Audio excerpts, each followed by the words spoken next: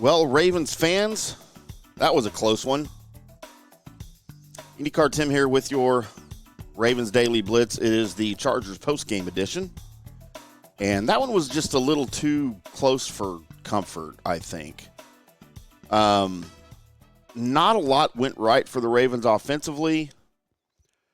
You still walk away with a win, and a win is a win, and we're happy with all wins. Doesn't matter how you get there.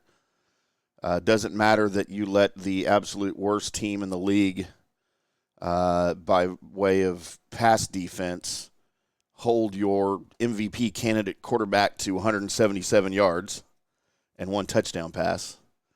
It doesn't matter how you get there, right? I feel like the Ravens did not play their best game offensively. Clearly, they did not play their best game offensively. And they begged the Chargers to do something to keep this game close. And had the Chargers not had 4 turnovers, by the way, 4 turnovers that the Ravens scored a total of 3 points on, which is frightening. I don't like that at all, as the Ravens will play some more difficult teams as the season goes on. That number one, you're not going to probably get those 4 turnovers, and if you do, you're going to have to take advantage of it. Places where the Ravens struggled tonight, third down efficiency, just 4 of 13. You allowed the Chargers to go 7 of 15. Both teams 1 for 3 on fourth down. Your total yards, man, the Ravens racked up 361 yards, and I don't know how because it certainly didn't look like it. Both teams had 11 drives. The Ravens had 5.2 yards per play average. The Chargers only got 4.2. So you're winning all of the categories here. 197 rushing yards for the Ravens, just 86 for the Chargers. So, you won all of that. Both teams, 5 penalties, right around 40 yards.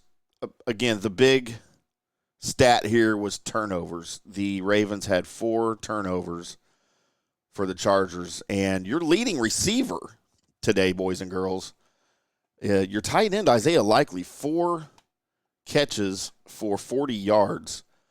Keaton Mitchell did it again on the ground, 9 carries, 64 yards. And your quarterback, Lamar Jackson, ended the day 18 of 32 for 177 yards and 1 touchdown. And again, the story, I felt just like they just couldn't get things going. They couldn't stay consistent. You had some, fourth down plays that I thought were questionable, but they're only questionable because you didn't make them. And I'm not going to go back and say John Harbaugh made the wrong decision. I don't think they were the wrong decision. Again, that's just one of those things where since you didn't make it, it's going to look questionable, right? If you'd have made it, then it would be great. But Lamar Jackson added 11 carries for 39 yards as he was scrambling out of the pocket all night long. But Justin Herbert, who I still think is a really good quarterback, I just think if you listen to the pregame show that we did, man, I just feel like Justin Herbert is a victim of some really crappy coaching his entire career. He doesn't have an offensive coordinator. He's never had a head coach, and you can see it, and you can see the frustration level increasing with him. It seems like every game. 29 of 44, 217 yards, 1 touchdown, 1 pick. He was also sacked 3 times for 24 yards. How about that Ravens defense, man? Just looking really, really good. But, if you want to find places for the Ravens to improve, man, this was not the most consistent game offensively for them. Jackson did not seem like he was in tune with any of his receivers. Flowers had just as much success on the ground. He had more yards on the ground with that 1 carry, the 37-yard touchdown run.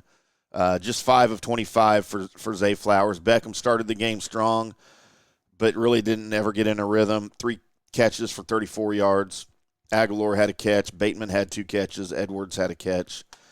Hill did not have a catch on 1 target. So, nothing really got in sync for the Ravens, but, man, they sure had some consistency in the ground game, and I thought that was where they won this. Obviously trying to burn clock late on the ground with the ball on the ground, and then Flowers rattles off that 37-yard run to seal the deal, with under a minute left. So, big win for the Ravens. I'll take it. They enter the bye week on a high note.